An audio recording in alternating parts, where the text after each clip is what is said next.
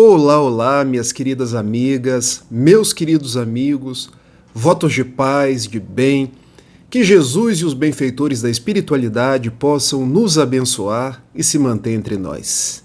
É sempre uma alegria renovada me dirigir a cada um de vocês, ouvintes e internautas da Web Rádio Fraternidade, a emissora do bem na internet, que ajuda diariamente a construir um mundo melhor. Dando sequência ao nosso programa semanal ao Encontro de Jesus. Eu hoje quero abordar a personagem Zaqueu, cuja vida nos traz tantas experiências, tantos ensinamentos para as nossas reflexões nos dias atuais. Aliás, quem nos pediu que fizesse esse estudo foi uma querida amiga de Caxias do Sul, a Miriam Campos Bernardino. E eu quero, dizendo para ela e dizendo para cada um de vocês, esse programa é nosso. Se vocês quiserem sugerir algum tema dentro do Evangelho, o Evangelho segundo o Espiritismo, alguma personagem, alguma parábola, eu estou à disposição. Como a Miriam sugeriu, eu posso acolher outras sugestões de vocês e a gente vai conversando, sempre ao encontro de Jesus. Uma outra coisa que eu queria falar, nós estaremos no 8º CEU, Congresso Espírita de Uberlândia. O Rubens me pede para falar céu, porque nós estaremos no céu. Se você também estiver presente, agora, nos dias 24, 25 e 26 de janeiro, vamos conversar? Vamos dar um abraço uns nos outros, porque é o momento de nós estabelecermos os nossos laços, da gente fortalecer o nosso compromisso com Jesus. Eu farei uma palestra logo no primeiro dia, mas a oportunidade de estar com vocês para mim é muito gratificante. Se você não estará presente no céu, esteja conosco pelas vias das redes sociais, nos acompanhe a programação que está muito boa e abordando Maria de Nazaré. Bom, mas o programa de hoje é sobre Zaqueu. Nós vamos falar então sobre o Evangelho, lá no capítulo 19 de Lucas, versículos de 1 a 10. E a gente vai complementar com duas obras belíssimas da literatura espírita. Essa daqui, Primícias do Reino, de Amélia Rodrigues, psicografia de Divaldo Pereira Franco. E essa outra aqui, quem puder ler, essa obra é imperdível. Ressurreição e Vida, do espírito russo Leon Tolstói, pela psicografia da médium Ivone do Amaral Pereira. Quem foi Zaqueu? Zaqueu foi um publicano. Quando eu falo publicano, um cobrador de impostos. Alguém que adquiriu o direito de cobrar impostos para Roma. Mas Zaqueu era judeu. Ele morava ali em Jericó. E observem, um judeu que havia conquistado em asta pública, em leilão público, o direito de cobrar de outro judeu o imposto a favor de Roma. Vocês acham que ele era amado ou desgostado pelo povo de Israel?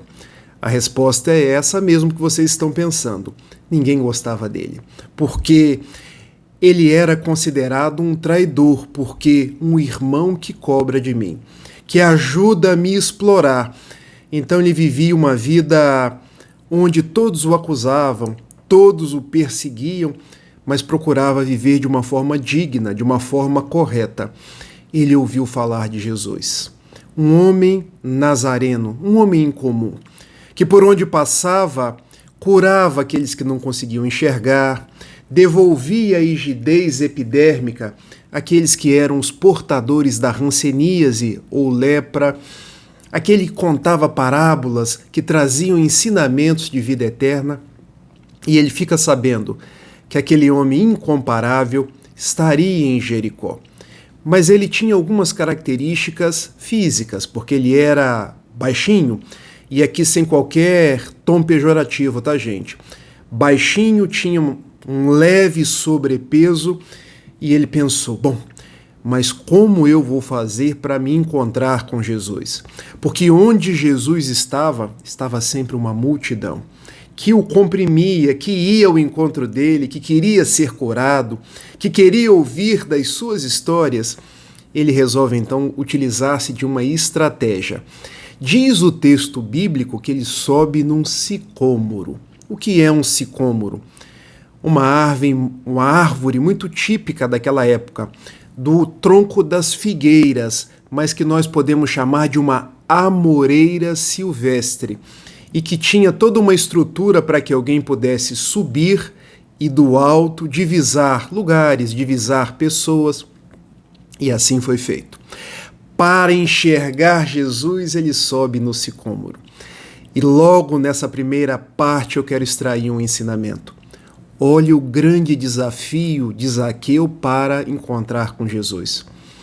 Será que nós estamos dispostos aos mesmos desafios para estar com Jesus? Porque vejam, muitos de nós nos acostumamos à nossa zona de conforto, a fazer todo dia tudo do mesmo jeito, mas o nosso compromisso é com a nossa espiritualidade. Nós temos como mestre Jesus e muitas vezes precisaremos sair da nossa zona de conforto, da nossa preguiça, daquele ócio que nos impede de seguir em frente, de nos movimentar, de nos colocar à prova. Porque Zaqueu, observem, ele não pensou, o que vão dizer de mim? O que vão pensar daquilo que eu estou fazendo? Ele simplesmente sobe. E Jesus o vê. E diz para ele, Zaqueu, desce dessa árvore, porque apraz ao Filho de Deus pernoitar, cear na sua casa. E naquele instante, só de ouvir as palavras de Jesus, ele começa um exercício de autoconhecimento. Porque vejam, ele começa a pensar, será que eu defraudei alguém? Será que eu tenho feito mal a alguém? Será que eu tenho utilizado a minha vida para fazer o bem, para ser um homem correto, um homem justo? Isso nos faz lembrar da questão 919 do Livro dos Espíritos, quando Kardec indaga aos imortais: qual o meio prático mais eficaz de progredir nessa vida e de resistir à atração do mal? Um sábio da antiguidade já vos disse: conhece-te a ti mesmo. Então, quando Jesus fala com Zaqueu, ele começa a pensar na própria vida, nas suas estruturas íntimas. Afinal, o Filho de Deus estava dizendo: vou pernoitar na sua casa, vou cear contigo. Vejam todo o simbolismo. A proposta de Jesus queria adentrar na intimidade de Zaqueu, mas antes ele faz o exercício do autoconhecimento, para saber como estavam as suas bases. E antes de Jesus fazer qualquer outra consideração, ele já desce daquele sicômoro dizendo: mestre, se eu defraudei alguém, eu restituirei 4 vezes mais. E a partir de hoje eu vou dividir os meus bens com os pobres. E aqui também há uma simbologia que nós podemos aproveitar.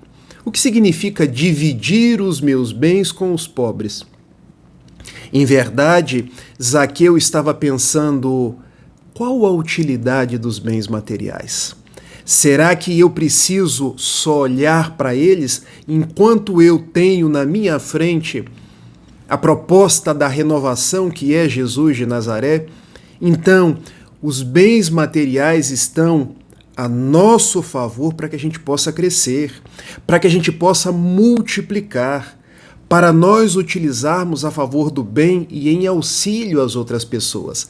Daí ele disse: eis que eu distribuirei a metade dos meus bens, porque ao invés de eu ter tanto, eu ajudarei com uma parte desse tanto outras pessoas.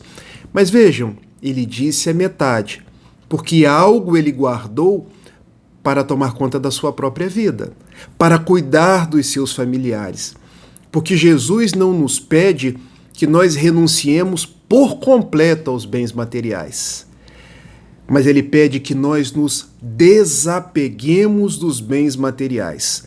Nós ainda temos contas para pagar, nós ainda temos os nossos compromissos no mundo, mas quando a gente se fixa só no que é material, a gente perde o sentido da vida. Então, O problema não é ter coisas, o problema é quando as coisas nos têm, porque a gente perde o sentido da vida, já que somos espíritos imortais. Mas ele também diz: se eu defraudei alguém, eu restituirei 4 vezes mais. Por quê? Se há o equívoco, eu preciso reparar. Se eu prejudiquei alguém, eu preciso corrigir. Se eu fiz alguém chorar, eu preciso ser agora a mão que constrói a paz. Então o que ele estava dizendo para Jesus é: se eu construir caminhos de erro, deixa-me, Senhor, doravante, construir o belo, construir a paz. E Jesus diz para ele: eis que a salvação chegou na sua casa. Pois também tu és filho de Abraão, é da descendência daqueles que hão de herdar o reino de Deus. Aqui também há uma simbologia, porque quando Jesus diz que ele era filho de Abraão, em verdade ele estava querendo dizer: você é dos meus filhos muito amados, porque Jesus nos ama a nós todos e não deixará que nenhum de nós se perca. Como fica Zaqueu depois desse encontro com Jesus? Ele se renova por completo. Lembram-se que eu mostrei 2 livros para vocês logo no início da nossa fala?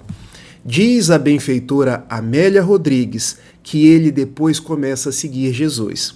Não se torna um discípulo propriamente, mas acompanha as pregações, acompanha Jesus contando as parábolas, fazendo as curas, e por intermédio de Simão Pedro, ele se torna um trabalhador do Evangelho e vem a falar de Jesus, a pregar e viver o Evangelho nas terras de Cesareia, tornando-se Zaqueu, o rico de amor e de humildade.